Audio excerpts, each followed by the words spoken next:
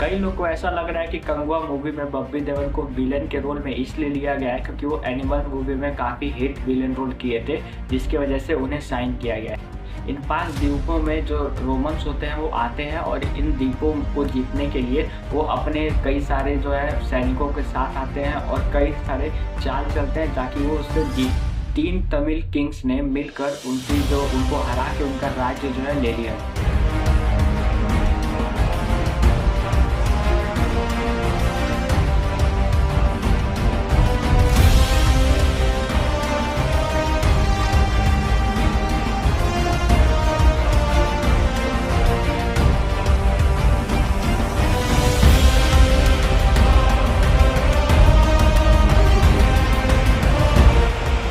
हाल ही में एक movie release हुई है कंगुआ।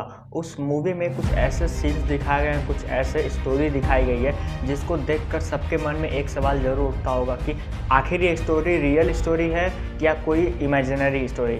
तो आज के इस वीडियो में आपको पता चलेगा जो कंगुआ मूवी है वो रियल स्टोरी के ऊपर बेस्ड है या कोई इमेजिनरी स्टोरी है, आखिर इसका कहानी क्या है।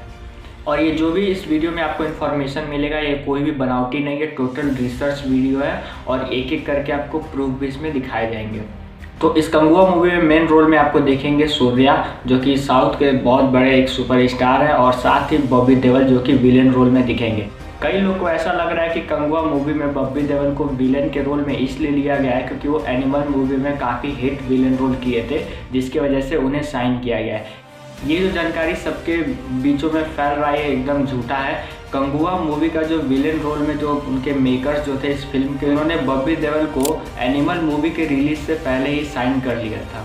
इस वीडियो में आपको कंगुआ मूवी का कोई भी स्पॉयलर्स नहीं दिया जाएगा। ये वीडियो जो है बिल्कुल एक इन्फॉर्मेटिव वीडियो है, तो आप इस वीडियो को देख सकते हैं।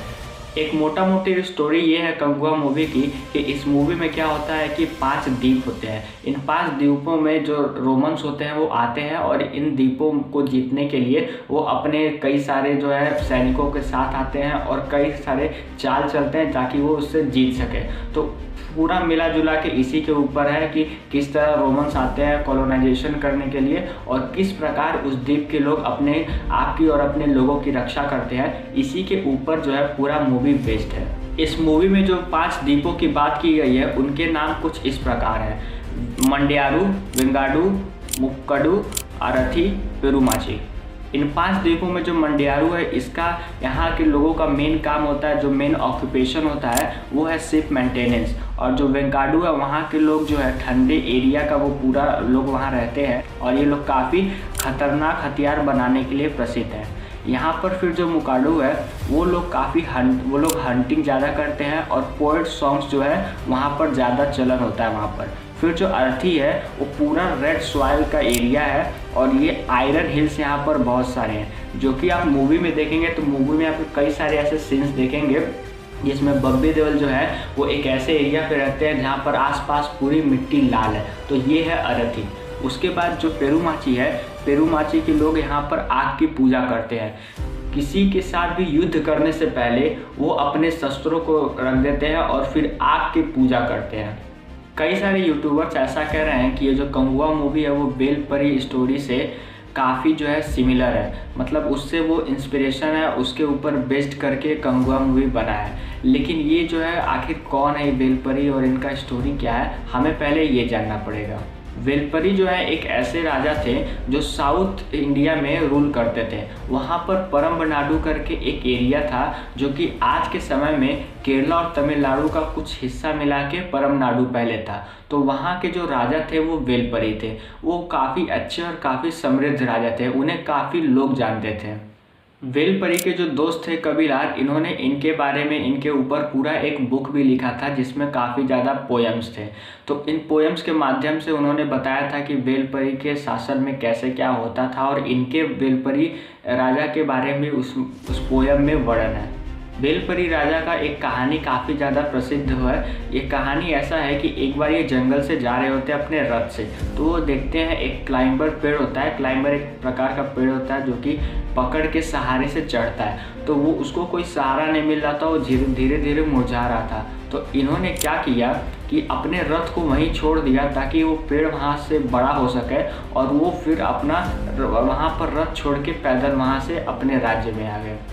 जैसा कि आपको पता है हमारे इतिहास में और आज भी ऐसा होता रहा है कि एक राजा दूसरे राजा के ऊपर हमला करके उसका जो है राज्य छीन लेता था। तो ठीक उसी प्रकार उस समय भी ये चीज़ ऐसा चलन में था और ऐसा होता था। तो क्या हुआ था कि जो बेलपरी का राज्य था, 3 तमिल किंग्स ने मिलकर उनको हरा के उनका राज्य जो है ले लिया था। वो जो 3 किंग्स थे उन्हें आप अच्छी तरीके से परिचित है, उनको जानते हैं, चेरास, चोलास और पांड्यास। ये जो तीनों किंग्स थे इन्होंने मिलकर तमिलनाडु के जो 300 विलेजेस थे जहाँ पर बेलपरी शासन करते थे उनको हराकर और वो सारे जो है वहाँ के इलाकों को अपने अंडर ले लिया। फिर क्या हुआ कि कुछ समय बाद वहाँ पर पहले वो काफ़ी अच्छा सीनरी था, काफ़ी अच्छा दिखने में लगता था, लेकिन आज के समय में वहाँ पर कोई नहीं रहता और एकदम वो बंजर ज़मीन जैसा बन चुका है। बेलपरी राजा की मृत्यु हो जाती है और उनकी पत्नी और उनकी 2 बेटियों को उनके जो मित्र थे कबीलार, उन्हें लेकर वो किसी और राज्य में चले गए बचकर। तो कई लोगों का ऐसा कहना है कि बेलपरी के स्टोरी के ऊपर बेस करके जो कंगुआ मूवी बनाया गया है, लेकिन कुछ लोग का मानना है कि उनके ऊपर बेस करके नहीं बनाया गया है। तो पहले कुछ सिमिलरिटीज़ है जिसकी वजह से लगता है कि इसके ऊपर बेस करके बनाया गया है। तो पहले हम उन सिमिलरिटीज़ की बात करेंगे, फिर क्यों लगता है कि ये मूवी उनके ऊपर नहीं है उसकी फिर बात करेंगे। पहली सिमिलरिटीज रोमन्स, आप मूवी में भी देखेंगे वहाँ पर भी रोमन्स की बात हो रही है और यहाँ पर भी जो है उस समय में जो व्यापार होता था साउथ इंडिया में या किसी भी कोस्टल पार्ट्स में, वो रोमन्स के एम्पायर में, रोमन एम्पायर में काफ़ी वहाँ पर उस समय प्रचलन में था। ये ट्रांसपोर्टेशन और ट्रेडिंग का जो व्यापार था वो काफ़ी अच्छा उस समय चलता था। और आज के समय में कुछ क्वाइंस भी रोमन्स पाए गए हैं जो कि साउथ इंडिया में उससे पता चलता है कि वहाँ पर ट्रेडिंग होता रहता था।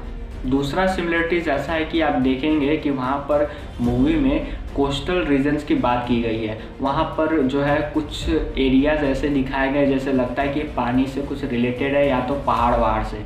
तो जो साउथ इंडिया भी है ये भी कोस्टल एक रीजन है, तो इससे भी लगता है कि ये मूवी उसके ऊपर काफ़ी सिमिलर है, इन राजा के ऊपर बेस करके होगा। और जो तीसरा जो सिमिलरिटीज़ जो दिखाया जाता है इन दोनों के साथ वो है टाइमलाइन का। आप लोग मूवीज़ में देखेंगे मूवी जो है पैरेलल चलता है। पहले तो है वो प्रेजेंट का दिखाता है 2024 का, फिर पास्ट में स्टोरी दिखाता है 1070 का। तो वहाँ पर जो 1070 का जो स्टोरी है उस समय जो चोलास पांड्यास रहते थे, लेकिन जब और रिसर्च हमने किया और फिर जो सामने आया उसमें ये था कि जो बेलपरी राजा थे वो 300 CE में, मतलब उनका वो जो एम्पायर था वो ख़त्म हो चुका था। उसके बाद जो है पांड्यास का चलता था, चोलास और पांड्यास का, जो मैंने अभी पहले बताया था थोड़ी देर पहले कि जो बेलपरी को उन्होंने हरा के राज्य ले लिया था। तो 1070 तक चोलास पांड्यास थे, लेकिन उसके पहले जो है बेलपरी 300 CE में ही उनका निधन हो गया था, वो ख़त्म हो गया था, पूरा एम्पायर ही ख़त्म हो गया था। कंगुआ मूवी के फिल्म मेकर्स ने खुद ये माना है, खुद ये कन्फेस किया है कि ये मूवी जो है बेलपरी के ऊपर बेस्ड करके नहीं है। उन्होंने कहा है इस मूवी का जो 100% है उसमें से 20% हिस्ट्री से लिया गया है, लेकिन बाकी जो 80% है वो टोटल फिक्शनल स्टोरी है, टोटल बनावटी है। जैसे बाहुबली में आपने देखा था कि उसमें जो है महेशमती साम्राज्य दिखाया गया और भी ये सारे जो है फिक्शनल है, ठीक उसी प्रकार ये जो मूवी है कंगुआ ये भी 80% फिक्शनल है और 20% हिस्ट्री से लिया गया है। तो आई होप आपको कंगुआ का ये जो स्टोरी है, इसके पीछे का इतना सारा जो कहानी चला है आपको समझ में आया हो। और भले ये मूवी हमारे इतिहास से नहीं जुड़ा है, लेकिन इसको पढ़ने के, इसको देखने के बाद हमें काफ़ी एक अच्छे राजा के बारे में पता चलता है, बेलपरी, जो काफ़ी अच्छे थे और वो काफ़ी प्रसिद्ध थे।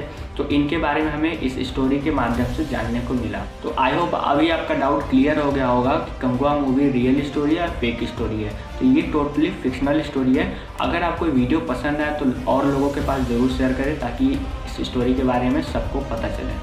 फिर मिलते हैं किसी ऐसे इंटरेस्टिंग वीडियोज़ के साथ, तब तक के लिए बाय।